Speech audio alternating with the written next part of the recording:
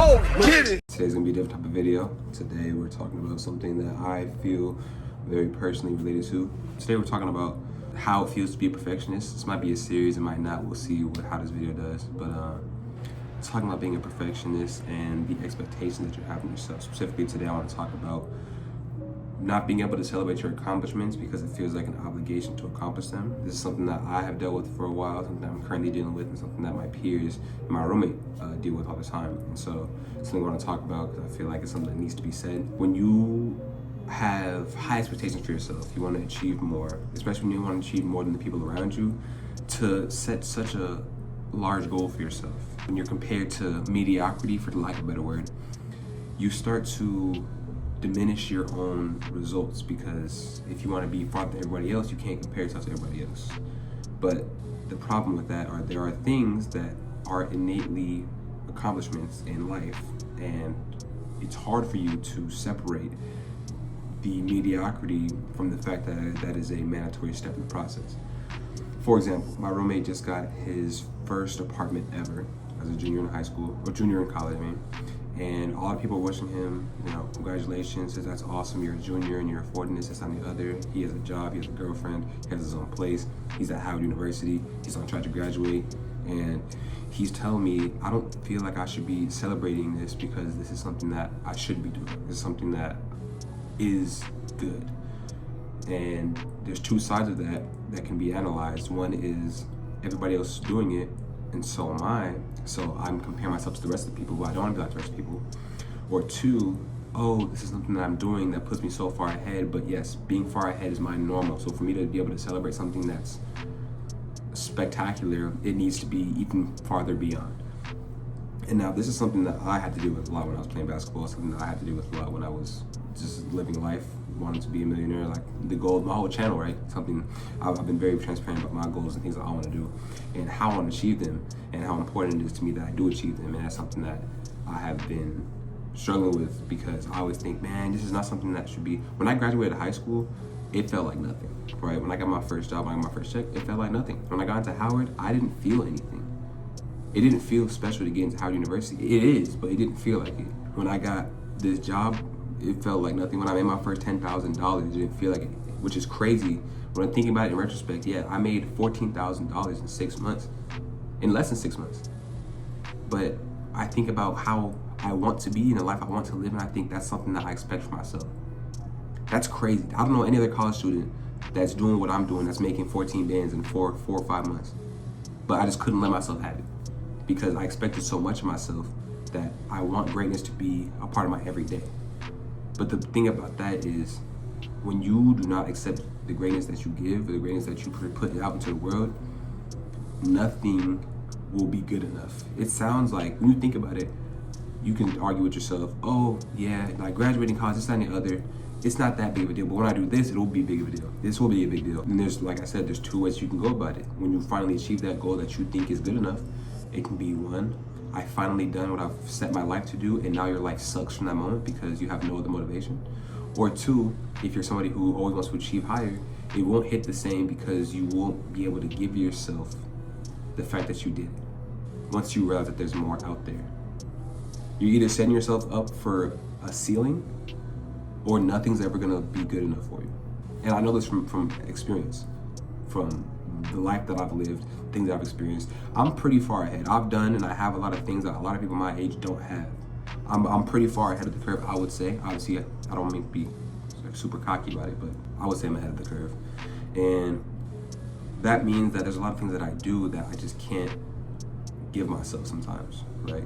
Like I said, with made my first 10K, when I first saw 5 digits in my bank account before I hit 20 years old, it was just like kind of there. All right, when I graduated high school, it was just kind of there. It felt more like something that was checked off of a list than something that was worth celebrating. And that's hard. That's something that's hard to stop, especially the older you get and the more that you have planned for your life. It becomes a lot harder to keep doing that. It becomes a lot harder to not do that. And so you're kind of in a situation where the grind is the only thing that you feel. When you achieve something, it doesn't feel like anything. When you're not doing anything, you feel like shit. So actually grinding and working is the only place and the only time that you can feel like you're doing something. when you're working day to day. Not because you're actually at work, but you're in the process of working towards something. That's the only time that you can feel like you're worth anything, or that you feel like you're actually making progress. Because the proof is in the pudding. The blood, sweat, and tears that you feel at that moment is the only evidence that you have that you're working. But you don't have evidence, you don't have object permanence, so you can't see it after the fact, and you can't, there's nothing to show for it before. Now, for me, I have become a bit of an egoist, so I'm very confident, I'm very cocky, and I got that because I used to be very ashamed of myself, the way that I thought, the way that I wanted to act, because nobody around me was thinking the way that I was and acting the way that I was, or doing anything that I was doing. So I was like, you know what, I'm gonna load myself up. But come 2019, COVID happened. I spent a lot of time to myself. I started, psychoanalysis, self-analyzing. I'm a psych major after all. But working on myself and just talking to myself a lot more, and realizing that the person that I want to be, I'm going to be, and I'm not going to be ashamed of it. And when I started to be myself, I felt really good, and it made me feel really confident in myself. And then I started doing things that other people weren't doing, and then I started becoming cocky, and not to an arrogant amount. Like, I'm not like Noah Lyles, you know what I'm saying? I mean, I could be, but I'm not no Noah Lyles. But at the same time, like, if somebody's gonna talk shit to me or stat to me, my confidence is so high that you can't say anything to me, because I'm just gonna, if we go band to band, you're gonna lose. If we go band to band, you're gonna lose. You feel me? I'm dating the same girl I met since high school. We've been dating 4 years. Most of these people out here don't got, you know what I'm saying? So like, I have evidence in front of me that supports me being cocky, and I feel like a lot of people need that evidence to feel like they can celebrate something. And these are two separate ideas I'm trying to tie into one. I can't get reassurance of anything in my life unless I have evidence to prove, undeniable proof, mixed with some self-reflection and awareness, right?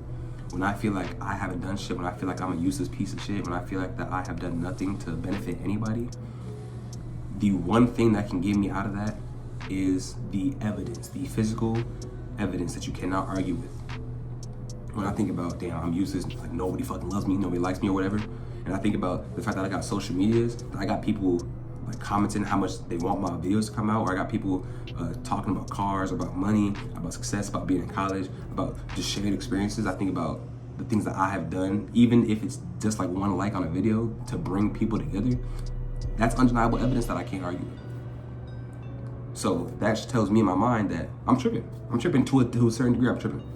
And so I think that a lot of other people may benefit from doing the same thing if you feel like this is something that I expect for myself, because I expect greatness for myself. So I can't celebrate it, or just because you can't celebrate it, or you're not allowing yourself to celebrate it, you deserve to. You deserve to celebrate things. You deserve to celebrate your accomplishments. Not because it's a part of a status quo that you set for yourself, but simply because you have put in the work to deserve it. Like I always say, you can't save money and not spend it. You can't work hard and not enjoy the fruits of your labor, to a certain degree. Let's say you got a car and you swapped O2 sensors or something like that, and that was something really fucking hard, and that was your first time ever doing it, and you're like, damn, but you want to be a car, you want to be into cars, so it's like you're not really celebrating it because it's like something that it is. Man, you should go and celebrate that whatever way looks for you. I finished my finals. I hate not doing anything, bro. I did nothing for 2 days straight. That is the least productive I've been in like 4 to 5 years, bro. And it was crazy because I told myself I deserve it. I put in this work. I've been dealing with a whole bunch of shit. My mental was in the toilet for 4 months straight. I told myself, you know what? I'm going to stay up all night and play the game. I am going to stay up till 4 a.m. and play the game. I am going to spend money on Chipotle twice in a row because I can. And it's not necessarily about celebrating or deserving it. It's simply having the resources to do something and doing it because you can, because you've done something of equal or equivalent exchange. To wrap the idea in a nice little bow, when you have that, when you take care of yourself because you've done something nice, because you've done something well, because you've swapped the oil sensor in your car, because you've gotten your first apartment, and then to celebrate, you start, taking yourself out on dates. You start taking yourself to like Chipotle. You start, playing a game all night because you haven't grinded the game in a while. And you start thinking about, damn, why am I doing this shit? I'm useless. I played the game for no hours. Your irrevocable evidence is I just got an apartment at this age. I just did this to my car. I just graduated fucking high school. I graduated a year early. I got into my dream school. That's irrevocable evidence. Nobody can disprove that.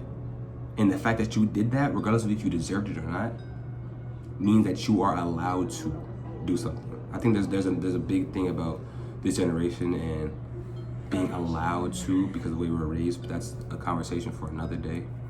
But moral of the story is, if you are somebody who cannot celebrate yourself or give yourself the win, give yourself anything because it's a part of your status quo, and you expect that from yourself, because you expect greatness, you should also expect to be able to celebrate that greatness. I'm sure LeBron James isn't celebrating the same way that fucking Tyler Hero is. You know why? Because Tyler Hero isn't LeBron. Anyways, that's the end of the video. This is a little bit serious here. My voice is a little like more monotone. I just want to like break the ideas here a little less hype. Because I do think it's something serious that we should talk about, especially for like my young men out there. There's not much support in those fields, and it's something that I think needs a lot more awareness. I'm not saying y'all gotta like change your whole personality. If you still can't do it, I mean, if you still don't want to do it, you still can't do it. You know, it is what it is. But part of being a healthy man and being a good man is being able to take care of yourself and making sure that your mental health is solid, because historically, we don't like to take care of ourselves, and that leads to a lot of negatives. So I'm always going to be an advocate for men's mental health in general. But yeah, I got some more videos coming out for you. I got a vlog. Oh, I got so much stuff to tell you about the apartment, bro. Oh my God. I'm gonna vlog it. I got a vlog coming out. It probably won't be my next video, but it'll probably be like my second or third next video. But yeah, stay tuned for that. If you like the video, like, subscribe, send it to anybody who needs to hear this. Or, just share it because you can. Tune in next time when I talk about how to turn a water bottle into a bottle of water.